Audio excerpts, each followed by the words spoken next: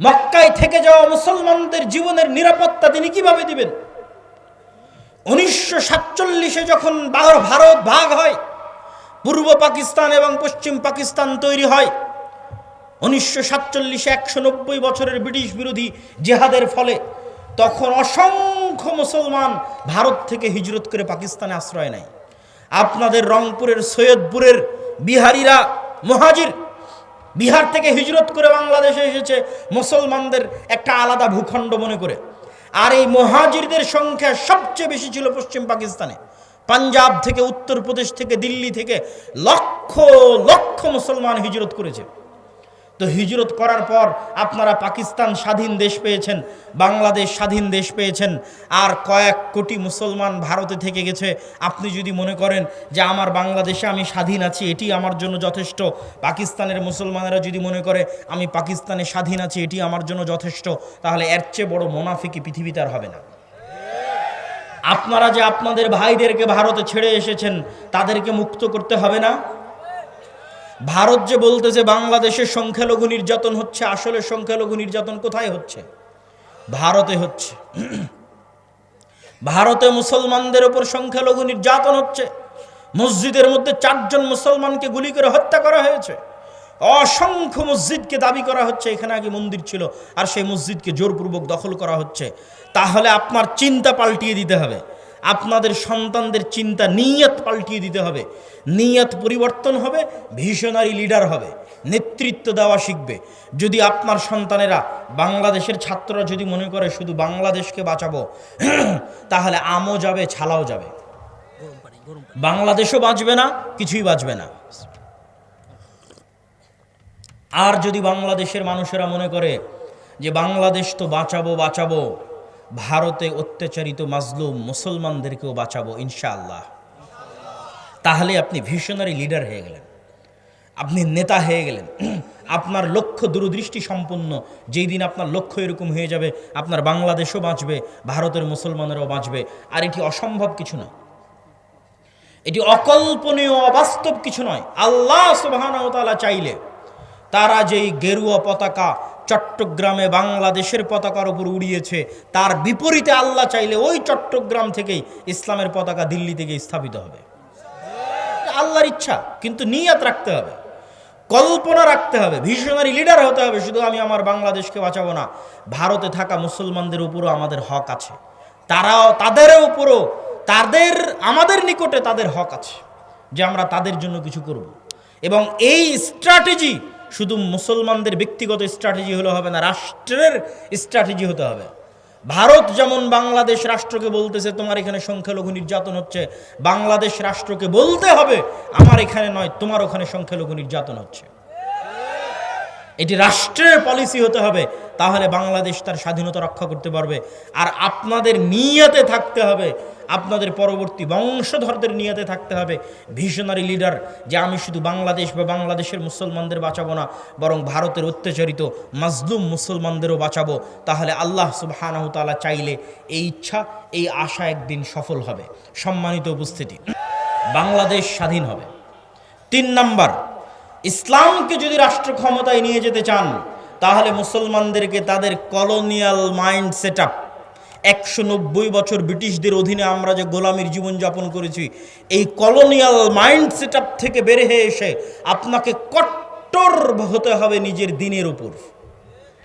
নিজের দিনের উপর কট্টর হতে কেন বললাম? সারা পৃথিবী তার দিনের উপর কট্টর হচ্ছে, সারা পৃথিবী। আপনি ইহুদিদেরকে দেখেন, তারা তাদের দিনের উপর শতভাগ কট্টর, পৃথিবীর কাউকে পরোয়া করে না, কোনো কম্প্রোমাইজ নাই, তার দিন সে পালন করবে। পাশের ভারতকে দেখেন, হিন্দুত্ববাদী তার নামে, উগ্রবাদী তার নামে 10 বছর থেকে ভারতে ক্ষমতায় আছে, তারা তাদের নিজের দিনের উপর শতভাগ 100% কট্টর, কট্টর ও কঠোর। তারপরও মানুষ তাদেরকে সন্ত্রাসী বলতেছে না, জঙ্গি বলতেছে না। আর মুসলমান শুধু পেয়েছে কম্প্রোমাইজ করা, আর কিছু না। মুসলমান শুধু নিজেকে সাধু দেখাতে চায় পৃথিবীর কাছে, বলে আমি অনেক বড় সেকুলার, আমি অনেক বড় লিবারেল। পৃথিবী বলছে আমি অনেক বড় হিন্দু, পৃথিবী বলছে আমি সবচেয়ে শক্তিশালী ইহুদি, মুসলমান বলছে আমি সেকুলার, আমি লিবারেল, আমি অনেক উদার, আমি অসাম্প্রদায়িক, আমি সেকুলার, আমি ধর্মনিরপেক্ষ, আমি খুব ভালো। অথচ পৃথিবী বলছে আমি শক্তিশালী হিন্দু, আমি কট্টর হিন্দু। পৃথিবী বলছে আমি কট্টর ইহুদি, আর পৃথিবী বলছে আমি কট্টর খ্রিস্টান। আর মুসলমানকে যদি 2টা থাপ্পড় দিচ্ছে তাও উঠে বলতেছে ভাই আমি খুব সাধু। ওকে যদি হত্যা করছে তাও বলছে আমি খুব সাধু, আমি সেকুলার, আমি লিবারেল। এই কম্প্রোমাইজ করে স্বাধীনতা টিকবে না। আপনাকে বলতে হবে পার্শ্ববর্তীরা যেমন বলতেছে আমি কট্টর হিন্দু, পার্শ্ববর্তীরা যেমন বলতেছে আমি কট্টর ইহুদি, আপনাকে বলতে হবে আমি কট্টর মুসলিম। যেই দিন বলতে পারবেন সাহস করে আমি কট্টর মুসলিম, ওই দিন স্বাধীন হয়ে গেছে। ওই দিন বাংলাদেশ স্বাধীন হয়ে গেছে, পৃথিবীর মুসলমানেরা স্বাধীন হয়ে গেছে। কিন্তু কলোনিয়াল মাইন্ড সেট আপ থেকে বেরিয়ে আসতে হবে। কলোনিয়াল মাইন্ড সেট মানে ঔপনিবেশিক গোলামির জিঞ্জির। সারা পৃথিবীতে মুসলমানেরা যেখানে যত সমস্যায় আছে, প্রত্যেক সমস্যার পিছনে ঔপনিবেশিক গোলামির জিঞ্জির আছে। 190 বছরের ইতিহাস। আপনি ইংরেজি কেউ বললে তাকে ভালো কেন লাগে? ইংরেজি বললে তার চাকরি কেন হয়? বাই ডিফল্ট কেন এরকম মনে হয়? অথচ মদিনা বিশ্ববিদ্যালয়ে পড়তে গিয়ে এক আফ্রিকান বন্ধু, তার সেকেন্ড ল্যাঙ্গুয়েজ হচ্ছে ফরাসি। তার সেকেন্ড ল্যাঙ্গুয়েজ কেন ফরাসি হবে? আর আমার সেকেন্ড ল্যাঙ্গুয়েজ কেন ইংরেজি হবে? ও ছিল ফ্রান্সের গোলাম, আমি ছিলাম ইংল্যান্ডের গোলাম। আফ্রিকান কান্ট্রিগুলো ছিল ফ্রান্স, ইতালি এবং স্পেনের গোলাম, আমরা ছিলাম ইংল্যান্ডের গোলাম। এই জন্য আমাদের কাছে ইংরেজি ভালো লাগে, ওদের কাছে ফরাসি ভালো লাগে। অথচ আপনি ইংল্যান্ডের এরিয়া পার হয়ে ফ্রান্সে যান, ইতালিতে যান, স্পেনে যান, কোথাও ইংরেজি নাই। আমি ইংরেজি ভাষা শিখতে হবে না সেটা বলছি না, কিন্তু ফ্রান্স, ইতালি এবং স্পেনের মানুষ জাতিগতভাবে, মনস্তাত্ত্বিকভাবে এতটা স্বাধীন যে সে ইংরেজি শিখতে চায় না। সে বলতেছে আমি আমার ফ্রান্সের ফরাসি ভাষা নিয়ে থাকবো, আমি আমার ইতালিয়ান ভাষা নিয়ে থাকবো, স্প্যানিশ নিয়ে থাকবো। বিমানবন্দরে পর্যন্ত এক্সিটটা ইংরেজিতে লেখেনি। তাহলে স্পেন, ফ্রান্স, ইতালির মানুষ মনস্তাত্ত্বিকভাবে কোন পর্যায়ের স্বাধীন, আর আমি মনস্তাত্ত্বিকভাবে কোন পর্যায়ের গোলাম? কেন একজনকে প্যান্ট শার্ট পরা দেখলে তাকে স্মার্ট মনে হয়, আর আরেকজনকে এরকম জুব্বা পরা, লম্বা দাড়ি দেখলে আনস্মার্ট মনে হয়? এটা 190 বছরের লিগ্যাসি আমরা বহন করে আসতেছি, কারণ আমাদের বাপ দাদারা 190 বছর যাবৎ ব্রিটিশদের গোলামি করেছে। তো ব্রিটিশরা প্যান্ট শার্ট পরতো, গলায় টাই থাকতো, এই জন্য ওটা দেখতে আমাদের অজান্তে স্মার্ট মনে হয়, আর ওটা না দেখলে আমাদের অজান্তে আনস্মার্ট মনে হয়। ভাইয়ের সাথে আমার একটা স্মৃতি আছে, স্মৃতি বলতে দেখার স্মৃতি নয়। যেহেতু এই অঞ্চল আমার নানির বাড়ির অঞ্চল, তো ছোটবেলায় আমাদের এই অঞ্চলে কেটেছে। তো ওনার আব্বার ছবির সাথে ওনার ছবি বিভিন্ন জায়গায় পোস্টারে আমি অনেক ছোটতে দেখেছি। তখন বয়স 7-8 বছর হবে, অথবা 9-10 বছর হবে।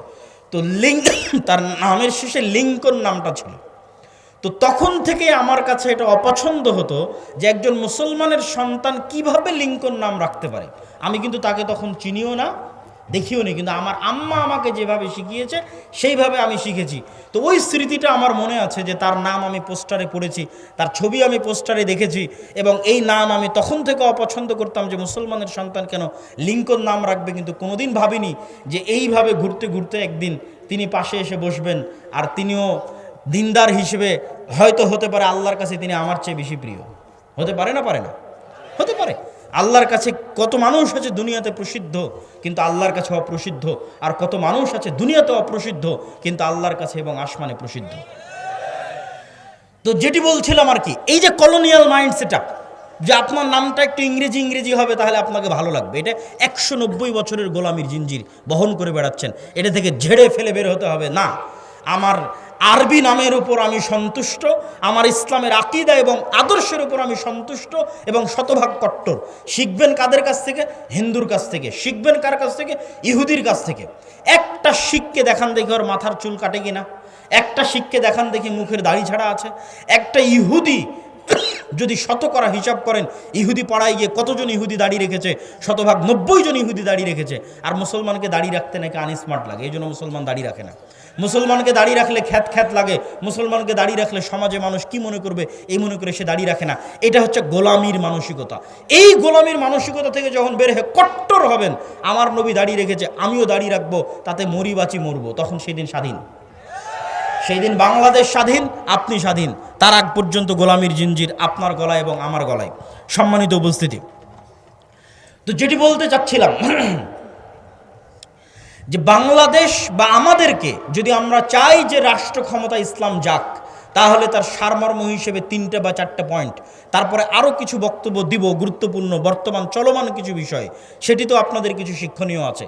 তো সারমর্ম 4টে বিষয় কি কি রাষ্ট্র ক্ষমতায় যদি যেতে চান। 1 নাম্বার, আপনাকে বুঝতে হবে যত তন্ত্রমন্ত্র আছে এগুলো তৈরি করা হয়েছে ইসলাম যেন রাষ্ট্র ক্ষমতায় না যায়। তাহলে আপনাকে আপনার ঈমান বাঁচাতে এই তন্ত্রমন্ত্রকে অস্বীকার করতে হবে। কি করতে হবে?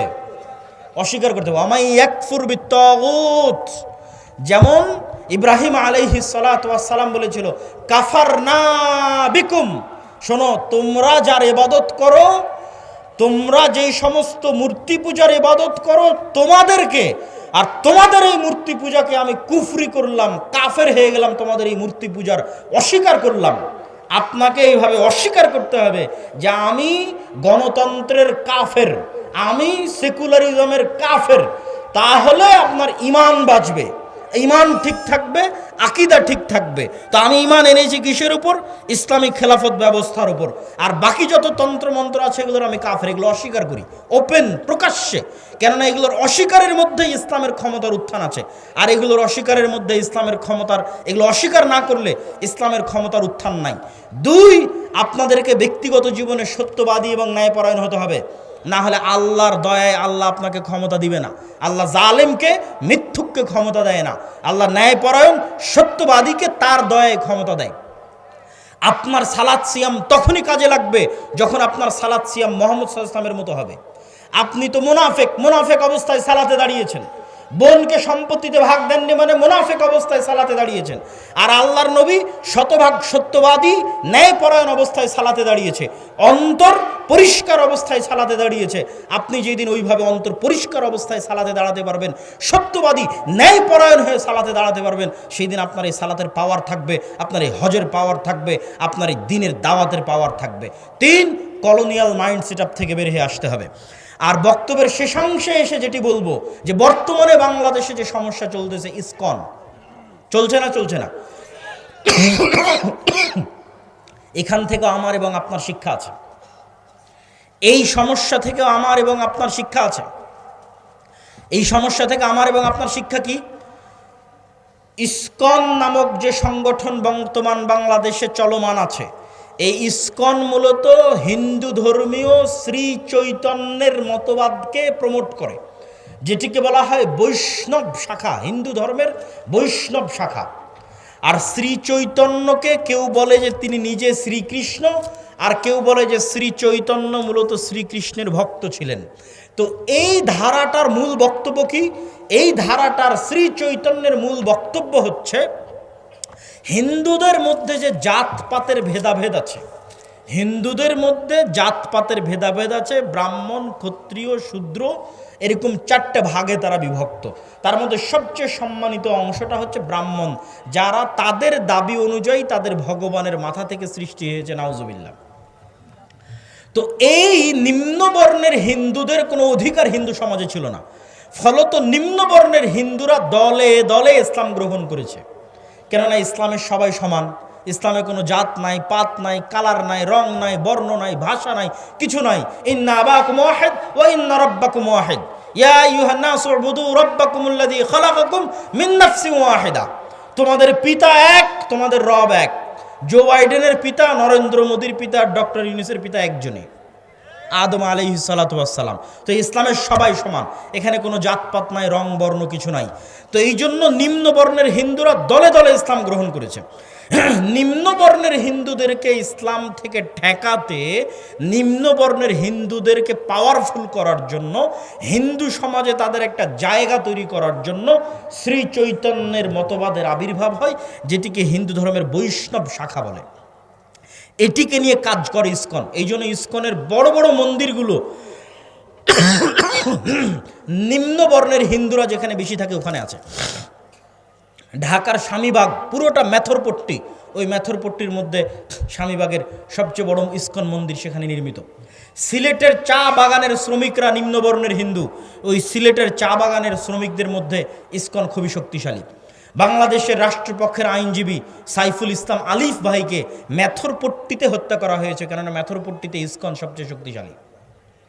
নিম্নবর্ণের হিন্দুদের নিয়ে ইসকন কাজ করে। আর ইসকনের কাজ কি? ইসকনের মূল টার্গেট কি? ইহুদিরা ইসরায়েল কিভাবে প্রতিষ্ঠা করেছে?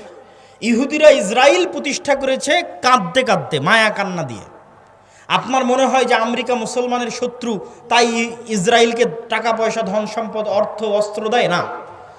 মুসলমানের শত্রুতার কারণে যতটা না দেয় তার চেয়ে বেশি দেয় এই মনে করে যে এরা হচ্ছে অসহায়, এদের থাকার জায়গা নাই, এদের দেখার কেউ নাই। আর এই অসহায়ত্বটা তৈরি করেছে ইহুদিরা। হলোকাস্ট, হিটলার হলোকাস্টে ইহুদিদেরকে হত্যা করেছিল, ওই এক ঘটনা পর্যন্ত ইহুদিরা চলতেছে যে আমাদের পৃথিবীতে থাকার জায়গা নাই, আমরা কই যাব, আমাদের একটা দেশ দরকার, আমাদের মেরে ফেলে দিল, হিটলার আমাদের ধ্বংস করে দিল, dot dot dot dot dot, অসংখ্য কিছু। ঠিক ওই থিওরিটা ইসকন কপি করেছে, যে বাংলাদেশে দেখাতে হবে যেন হিন্দুরা ধ্বংস হয়ে গেল। বাংলাদেশে হিন্দুদেরকে ওপেন গণহত্যা চলতেছে, নাউজুবিল্লাহ, ডাহা মিথ্যা কথা। কিন্তু এটা তারা দেখাতে সক্ষম হচ্ছে ভারতের মিডিয়া ওপেন করলে। এমনকি আমেরিকার প্রেসিডেন্ট ডোনাল্ড ট্রাম্প পর্যন্ত মনে করতেছে যে এখানে হিন্দুদের কোনো অবস্থা নাই, কোনো থাকার জায়গা নাই, দেখার কেউ নাই। এটি হচ্ছে ইহুদিদের থেকে কপি। তো ইহুদিরা হিটলারের হত্যাকে বিক্রি করে ইসরায়েল তৈরি করে নিয়েছে ফিলিস্তিনের মধ্যে। ইসকনের টার্গেট কি? ইসকন চায় বাংলাদেশের হিন্দুদেরকে নির্যাতিত দেখিয়ে এই বাংলাদেশকে অখণ্ড ভারতের অন্তর্ভুক্ত করতে, যেন হিন্দুদের নিরাপত্তা দেওয়ার জন্য বাংলাদেশকে অখণ্ড ভারতের অন্তর্ভুক্ত করা হয়। এটা আপনার কাছে খুব দিবা স্বপ্ন মনে হলেও এটি যে কোনো মুহূর্তে হয়ে যেতে পারে, অস্বাভাবিক কিছু নয়, যে কোনো মুহূর্তে হয়ে যেতে পারে। যেখানে আমরা চোখের সামনে দেখতে পাচ্ছি এই দেশে কোনো হিন্দু নির্যাতন নাই, সেখানে আমরাই চোখের সামনে দেখতেছি ভারতের মিডিয়াতে প্রচার করা হচ্ছে যে বাংলাদেশে হিন্দুরা ধ্বংস হয়ে যাচ্ছে। ভারত সরকার বিবৃতি দিচ্ছে তাকে কেন গ্রেফতার করা হলো, কিন্তু ভারত সরকার এটা বিবৃতি দিতে পারলো না যে একজন আইনজীবীকে কেন হত্যা করা হলো। আপনি কল্পনা করেন, আজকে যদি ভারতের মাটিতে মুসলমানেরা দিল্লির হাইকোর্টে কোনো হিন্দু রাষ্ট্রপক্ষের আইনজীবীকে হত্যা করতো, আজকে ভারতে কি হতো? আজকে যদি ভারতে মুসলমানেরা দিল্লির হাইকোর্টের কোন রাষ্ট্রপক্ষের আইনজীবীকে হত্যা করতো, আজকে ভারতে কি হতো? বাংলাদেশ থেকে পর্যন্ত বাংলাদেশের সরকার নিন্দা প্রতিবাদ বিবৃতি দিত। আর অন্যান্য মুসলমানদের সংগঠন তো আছে, তারা তো বিবৃতি দেওয়ার জন্য আরো এক ধাপ রেডি আছে যে হ্যাঁ আমরা নিন্দা বিবৃতি দিব।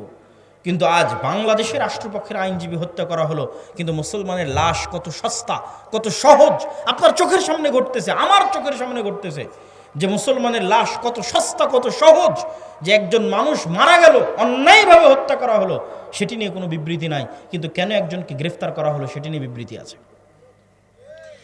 এই জন্য আপনাকে বুঝতে হবে যে আপনি যদি দিনের উপর কট্টর না হন, বাঁচার রাস্তা নাই, বাংলাদেশের স্বাধীনতার রাস্তা নাই যদি বাংলাদেশ দিনের উপর কট্টর না হয়। সম্মানিত উপস্থিতি, তাহলে এই যে বর্তমান যে ষড়যন্ত্র চলতেছে বাংলাদেশকে নিয়ে, এটি স্থায়ী ষড়যন্ত্র। এইটির থেকে বাংলাদেশের মুসলমানেরা কিভাবে বের হবে, আপনারা আপনাদের সন্তানেরা কিভাবে বের হবে? আপনি যদি লক্ষ্য উদ্দেশ্য রাখেন ছোট, তাহলে আজীবন ডিফেন্স করতে হবে, ডিফেন্স করতে করতেই দিন শেষ হয়ে যাবে। আর যদি লক্ষ্য উদ্দেশ্য রাখেন বড়, তাহলে আপনার চিন্তা চেতনা হবে বড়। আল্লাহর নবী মক্কা থেকে হিজরত করে এই অংশটুকু না শুনে কেউ উঠে যাবেন না, এটি বলে বক্তব্য শেষ করে দেব।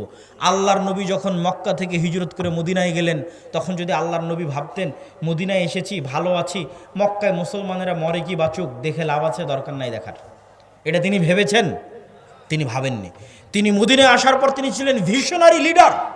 তিনি মদিনায় আসার পর তার লক্ষ্য ছিল কিভাবে তিনি মক্কা বিজয় করবেন, মক্কায় থেকে যাওয়া মুসলমানদের জীবনের নিরাপত্তা তিনি কিভাবে দিবেন। 1947-এ যখন ভারত ভাগ হয়, পূর্ব পাকিস্তান এবং পশ্চিম পাকিস্তান তৈরি হয়, 1947-এ 190 বছরের ব্রিটিশ বিরোধী জেহাদের ফলে তখন অসংখ্য মুসলমান ভারত থেকে হিজরত করে পাকিস্তানে আশ্রয় নেয়। আপনাদের রংপুরের সৈয়দপুরের বিহারিরা মুহাজির, বিহার থেকে হিজরত করে বাংলাদেশে এসেছে মুসলমানদের একটা আলাদা ভূখণ্ড মনে করে। আর এই মুহাজিরদের সংখ্যা সবচেয়ে বেশি ছিল পশ্চিম পাকিস্তানে। পাঞ্জাব থেকে, উত্তরপ্রদেশ থেকে, দিল্লি থেকে লক্ষ লক্ষ মুসলমান হিজরত করেছে। তো হিজরত করার পর আপনারা পাকিস্তান স্বাধীন দেশ পেয়েছেন, বাংলাদেশ স্বাধীন দেশ পেয়েছেন, আর কয়েক কোটি মুসলমান ভারতে থেকে গেছে। আপনি যদি মনে করেন যে আমার বাংলাদেশে আমি স্বাধীন আছি, এটি আমার জন্য যথেষ্ট, পাকিস্তানের মুসলমানেরা যদি মনে করে আমি পাকিস্তানে স্বাধীন আছি, এটি আমার জন্য যথেষ্ট, তাহলে এর চেয়ে বড় মুনাফিকি পৃথিবীতে আর হবে না। আপনারা যে আপনাদের ভাইদেরকে ভারতে ছেড়ে এসেছেন, তাদেরকে মুক্ত করতে হবে না? ভারত যে বলতেছে বাংলাদেশে সংখ্যালঘু নির্যাতন হচ্ছে, আসলে সংখ্যালঘু নির্যাতন কোথায় হচ্ছে? ভারতে হচ্ছে। ভারতে মুসলমানদের উপর সংখ্যালঘু নির্যাতন হচ্ছে। মসজিদের মধ্যে 4 জন মুসলমানকে গুলি করে হত্যা করা হয়েছে। অসংখ্য মসজিদকে দাবি করা হচ্ছে এখানে আগে মন্দির ছিল, আর সেই মসজিদকে জোরপূর্বক দখল করা হচ্ছে। তাহলে আপনার চিন্তা পাল্টিয়ে দিতে হবে, আপনাদের সন্তানদের চিন্তা, নিয়ত পাল্টিয়ে দিতে হবে। নিয়ত পরিবর্তন হবে, ভিশনারি লিডার হবে, নেতৃত্ব দেওয়া শিখবে। যদি আপনার সন্তানেরা, বাংলাদেশের ছাত্ররা যদি মনে করে শুধু বাংলাদেশকে বাঁচাবো, তাহলে আমও যাবে, ছালাও যাবে, বাংলাদেশও বাঁচবে না, কিছুই বাঁচবে না। আর যদি বাংলাদেশের মানুষেরা মনে করে যে বাংলাদেশ তো বাঁচাবো বাঁচাবো, ভারতে অত্যাচারিত মাজলুম মুসলমানদেরকেও বাঁচাবো ইনশাআল্লাহ, তাহলে আপনি ভিশনারি লিডার হয়ে গেলেন, আপনি নেতা হয়ে গেলেন। আপনার লক্ষ্য দূরদৃষ্টি সম্পন্ন। যেই দিন আপনার লক্ষ্য এরকম হয়ে যাবে, আপনার বাংলাদেশও বাঁচবে, ভারতের মুসলমানেরাও বাঁচবে। আর এটি অসম্ভব কিছু নয়, এটি অকল্পনীয় অবাস্তব কিছু নয়। আল্লাহ সুবহানাহু ওয়া তাআলা চাইলে তারা যেই গেরুয়া পতাকা চট্টগ্রামে বাংলাদেশের পতাকার উপর উড়িয়েছে, তার বিপরীতে আল্লাহ চাইলে ওই চট্টগ্রাম থেকেই ইসলামের পতাকা দিল্লি থেকে স্থাপিত হবে। আল্লাহর ইচ্ছা, কিন্তু নিয়ত রাখতে হবে, কল্পনা রাখতে হবে, ভিশনারি লিডার হতে হবে। শুধু আমি আমার বাংলাদেশকে বাঁচাবো না, ভারতে থাকা মুসলমানদের উপরও আমাদের হক আছে, তারাও, তাদের উপরও, আমাদের নিকটে তাদের হক আছে যে আমরা তাদের জন্য কিছু করব। এবং এই স্ট্র্যাটেজি শুধু মুসলমানদের ব্যক্তিগত স্ট্র্যাটেজি হলে হবে না, রাষ্ট্রের স্ট্র্যাটেজি হতে হবে। ভারত যেমন বাংলাদেশ রাষ্ট্রকে বলতেছে তোমার এখানে সংখ্যালঘু নির্যাতন হচ্ছে, বাংলাদেশ রাষ্ট্রকে বলতে হবে আমার এখানে নয়, তোমার ওখানে সংখ্যালঘু নির্যাতন হচ্ছে। এটি রাষ্ট্রের পলিসি হতে হবে, তাহলে বাংলাদেশ তার স্বাধীনতা রক্ষা করতে পারবে। আর আপনাদের নিয়তে থাকতে হবে, আপনাদের পরবর্তী বংশধরদের নিয়তে থাকতে হবে ভিশনারি লিডার, যে আমি শুধু বাংলাদেশ বা বাংলাদেশের মুসলমানদের বাঁচাবো না, বরং ভারতের অত্যাচারিত মাজলুম মুসলমানদেরও বাঁচাবো। তাহলে আল্লাহ সুবহানাহু ওয়া তাআলা চাইলে এই ইচ্ছা, এই আশা একদিন সফল হবে। সম্মানিত উপস্থিতি, বক্তব্যের শেষের দিকে একটু বর্তমান সরকারের উদ্দেশ্যে আমাদের শুধু একটি দাবি, সংক্ষিপ্ত একটি দাবি, সেটি হচ্ছে আপনারা রাষ্ট্র সংস্কারের নামে যেটিই করছেন করেন, রাষ্ট্রের কল্যাণের জন্য যা ভালো মনে করবেন করেন, কিন্তু রাষ্ট্রের সংবিধানে যেন ইসলাম বিরোধী কোনো কিছু স্থান না পায়।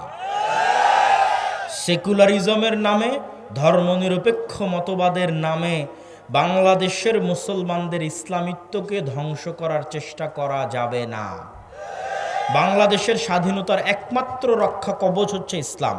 অতএব রাষ্ট্রের মূল পলিসির মধ্যে অন্তর্ভুক্ত করতে হবে, সংবিধানের মূল পলিসির মধ্যে অন্তর্ভুক্ত করতে হবে যে ইসলাম বিরোধী কোনো কিছু এই সংবিধানে এবং এই রাষ্ট্রে বাস্তবায়ন হবে না।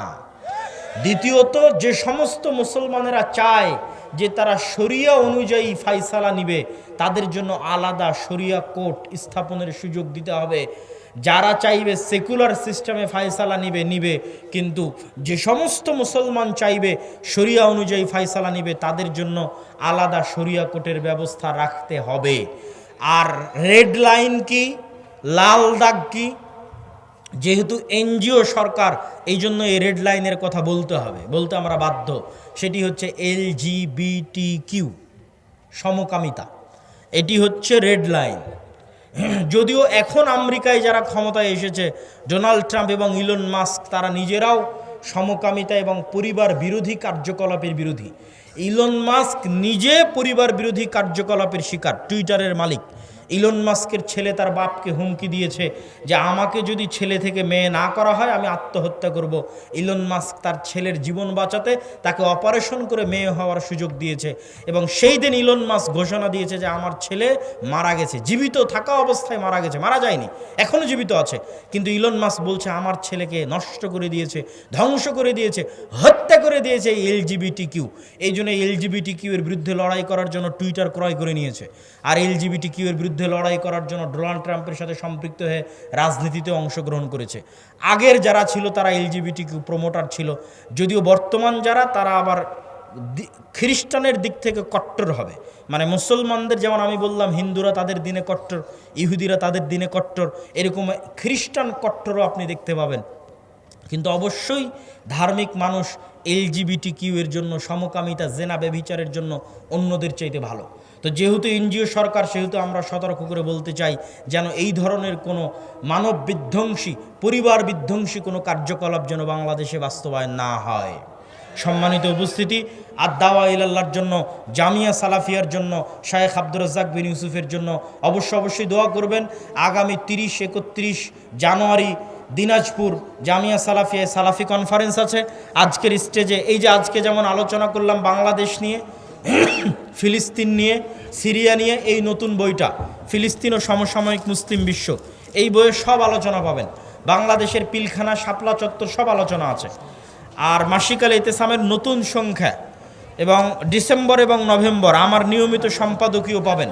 মাসিকাল ইতেসামকে মূল্যায়ন করার চেষ্টা করবেন, নতুন বই পুস্তককে মূল্যায়ন করার চেষ্টা করবেন। আল্লাহ সুবহানাহু ওয়া তাআলা আমাদের এই সম্মেলনকে কবুল করুক, আল্লাহুম্মা আমিন। সংক্ষিপ্ত প্রশ্নোত্তর যা আছে সেগুলো দিয়ে আমি বিদায় নেওয়ার চেষ্টা করবো ইনশাআল্লাহ।